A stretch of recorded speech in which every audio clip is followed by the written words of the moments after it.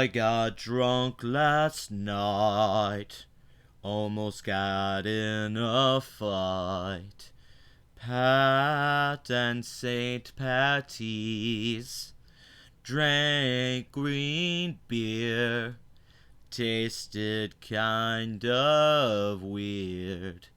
Pat and St. Patty's, a story for today about our Hermione, feminist and the beast.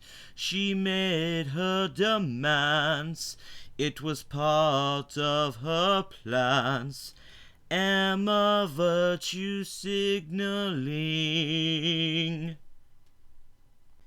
Hey assholes, Pat Ryerke here, also known as the Patriarchy. Happy late St. Patty's Day. I'm recovering from a mad hangover as I was drinking Irish car bombs all night.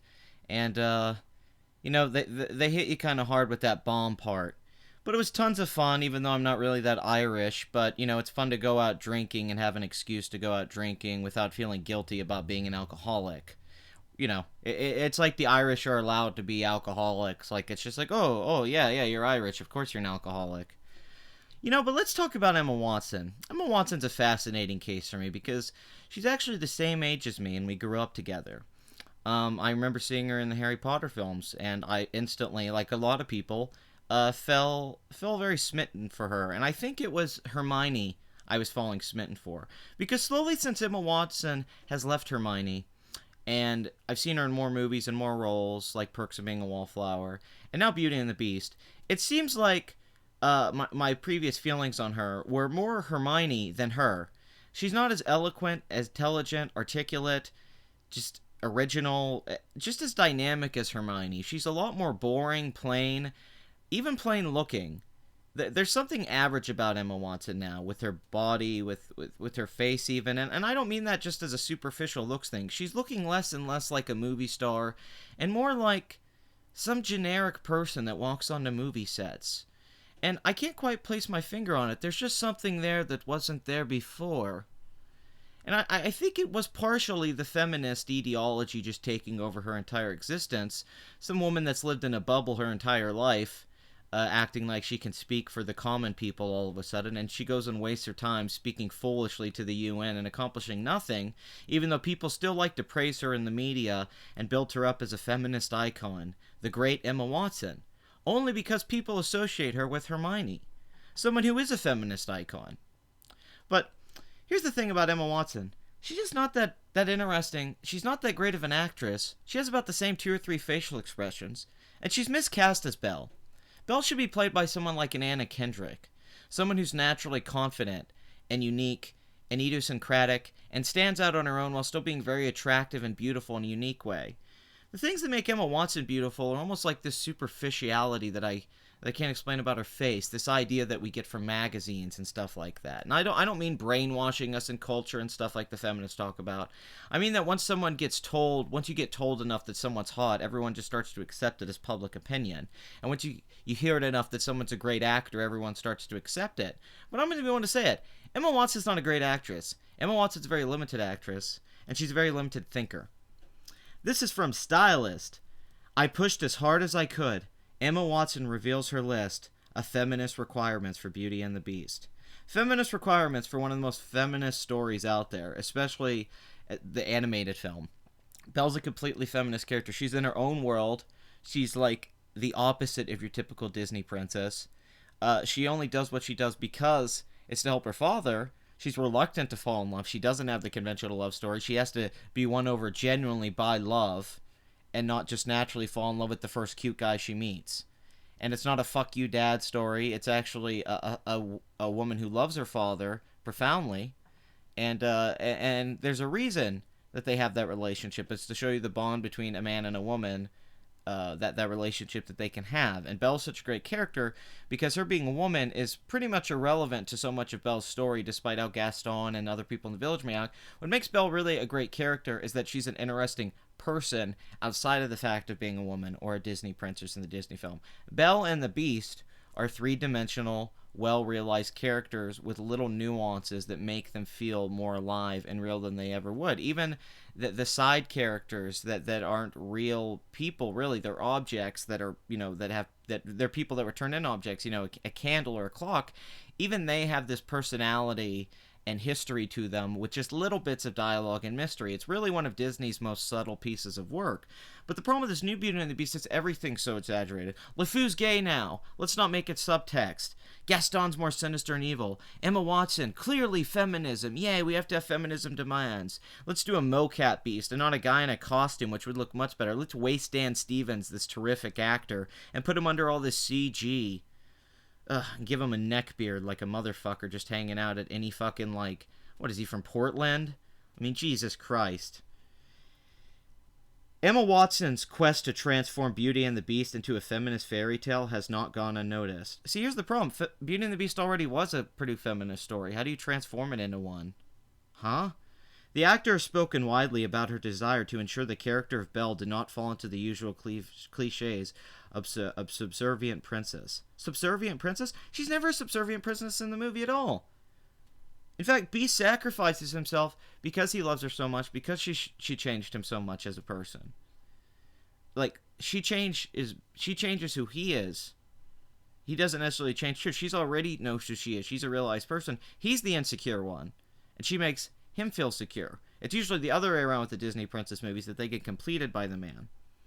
And now the Harry Potter star has revealed exactly what her requirements were for the film. Speaking to journalists at a recent press conference in London, Watson explained how she ensured Disney moved away from the unattainable princess image to show Belle in an authentic light, revealing that she pushed as hard as she could to have her requests met. It's subtle things, she said. I insisted that she had some kind of trousers on underneath her skirt so that she could get on and off on a horse in a way that wasn't ridiculous. Okay. I guess I'd kind of notice that if she got off a horse and she didn't have pants on. Additionally, with the love of literature being a key attribute of Belle's character, Watson was adamant that this be portrayed realistically, explaining, I made sure that she wore proper boots, and I insisted that she had big pockets so that she could carry around books. I insisted she had a vocation of some kind. The 26-year-old has ensured that she wasn't photoshopped in the film, saying, I insisted on this film, for example, that they keep my freckles. Usually they block them all out. Wow, this is so feminist. How brave of her. She's showing her freckles. Elaborating on her comments, Watson said that she overcame her typical pressures to ensure that Belle was not only dressed in a realistic manner, but also that her body shape was human. I insisted that my body shape be the body shape. Yeah, because you're kind of shaped like a boy. You come under quite serious pressure when you're doing Hollywood films to wear a heavy amount of boob support and whatever else. Various different things like that. I thought the more human I could make her was the best way to serve her. But dress and body shape aren't the only things Watson had changed about the original cartoon.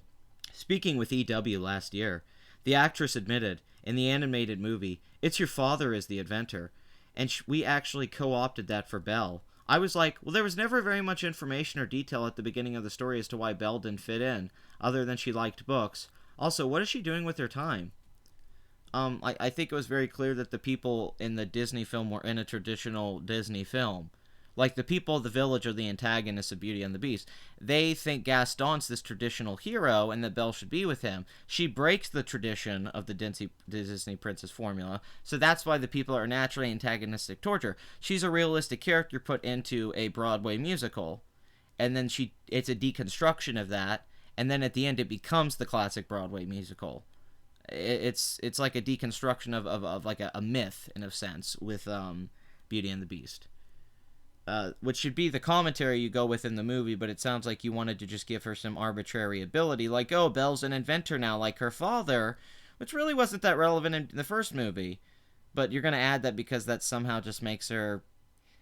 It's a shallow way to make Belle more interesting or more intelligent, instead of actually developing the things that were there before and established. So we created a backstory for her, which she had invented a kind of washing machine. So there's a backstory where Belle creates a washing machine, so that instead of doing laundry, she could sit and use that time to read instead. See, that sounds really cheesy to me. I don't like the sounds of that at all. So yeah, we made Belle an inventor. She invented a washing machine. The film, which is out in cinemas now, has already received glowing reviews from critics. Has it? Huh, let's look at Rotten Tomatoes. Oh, it's got like 71%. I mean, that's not bad, but I wouldn't say that's glowing reviews from critics, and a lot of critics seem to be pretty mixed on it or don't like it. I mean, it's not like it's getting rave reviews. A little hyperbole, right? It seems that Watson has worked its magic. The Watson way has worked its magic. There's this idea that like everyone on the left has of Emma Watson being this like godlike being that she can just make things happen, like she actually has magic powers or something. I think J.K. Rowling also thinks she has magic powers too. It's pretty funny. Daniel Radcliffe's cool though.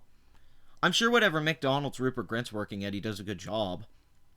But they just build her up. Recently, I was on a thread. My friend was talking about how he thought Emma Watson was overrated, and everybody was just attacking her, one of my friends for saying he didn't like her UN stuff and the political stuff. They were like, "No, she's great for young girls. She teaches them to be real and not value everything on your looks." It's like, wait, you're saying this about the girl who got famous for being Hermione in a film series and everybody wanted to fuck her for so long, because they fetishized Hermione.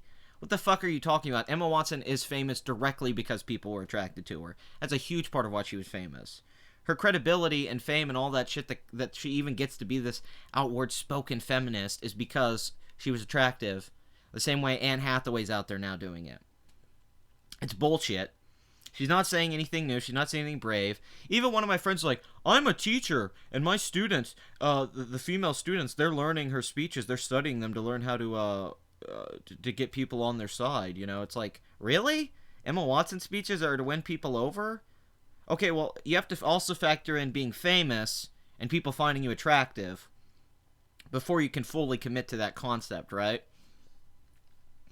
I don't know. She's not like, she doesn't seem cruel or mean or vicious or trying to destroy men or anything, or she just seems kind of ignorant and caught up into the social justice stuff, and she likes virtue signaling, and she has so many people kiss her ass when she just says anything, and so many people praise her and probably make her feel like this inspired, insightful intellectual, and then she hangs out with people like Trudeau, and he's looking down at her like, you're just amazing, and you know, everyone's kissing her ass because she's having her ass kissed since she was a little girl, and it's coming back now where she just gets to reap in this praise. She loves the grandeur of Emma Watson. I've become detached from it. Things have become more in focus as time has went on. That Emma is kind of bland and boring, and Harry Potter is going to be the shining moment of her career in a lot of ways. And I think that with time, we're going to look back at this period of Emma Watson and be like, oh my god, they probably should have cast someone else as Belle. You know, it's rumored now that the reason that she didn't get the job in La La Land, because originally it was Miles Teller and her, was because she made all these insane demands. Like, they had to film the movie in London, and they had to have rehearsals at a certain time. There was all sorts of things that made it really complicated. And even here, some of this stuff, I would be okay if these things were kind of creative, but they're so arbitrary and silly. There's a lot of pandering in this film, like with LeFleur. Instead of really fleshing out who he is, they just make him gay for the fuck of it and have a couple things in there with him being flamboyantly gay. Instead of giving Belle a more interesting character arc and character development, they just make it, she invented a washing machine so she can read books while she washes clothes. But why is she reading those books? What is in those books? What does she feel in those books? And now they make it where the Beast can't read and she has to teach him to read and shit. Like, oh, come on. Like, he has a fucking library because a woman has to save this guy. So many mistakes here, but that's just talking about a movie. Emma Watson, to me, is just like complete media hype. She's the Ronda Rousey right now of like feminist actresses and stuff. She's not as good as so many other actresses out there that are you know like an Emma Stone, who's a much better actress, who was terrific in La La Land, or an Anna Kendrick. I'm just getting kind of over Emma, and I hate to say it. But I'm not knocking anyone out there that loves her and likes this movie and is happy about it and all that. If you enjoy it, that's fine. That's your opinion, and that's cool with me. I don't really give a shit if you like a movie or not. You know, it's whatever. And it's obviously going to make a shitload of fucking money. Can't stop that. It's going to hit the demographic of girls, Disney fans, and just, you know, general audiences, older people. Definitely going to be one of the biggest hits of the year. So, does that mean that we should just, you know, mock Emma Watson and give her shit for these feminist demands? No, they weren't really that bad. However, it does to me show kind of the problem with the whole movie as a whole, is that everything that they looked at was from a very shallow, on the surface level point of view, to try to give the idea of a progressive message or some kind of feminist story. But in reality, it's a simplistic view of these things because that's how Emma Watson can view these things. And a lot of people who worked on this film really didn't seem to understand the essence of Beauty and the Beast and the nuance and elegance. When you add too many things to the pie or the meal you're cooking, then it can just taste like a mess. You got to find those simple ingredients, the spices and the seasoning and all that really give you the flavor you're looking for. And Emma Watson just isn't the right flavor for me. So until next time, like, comment, and subscribe.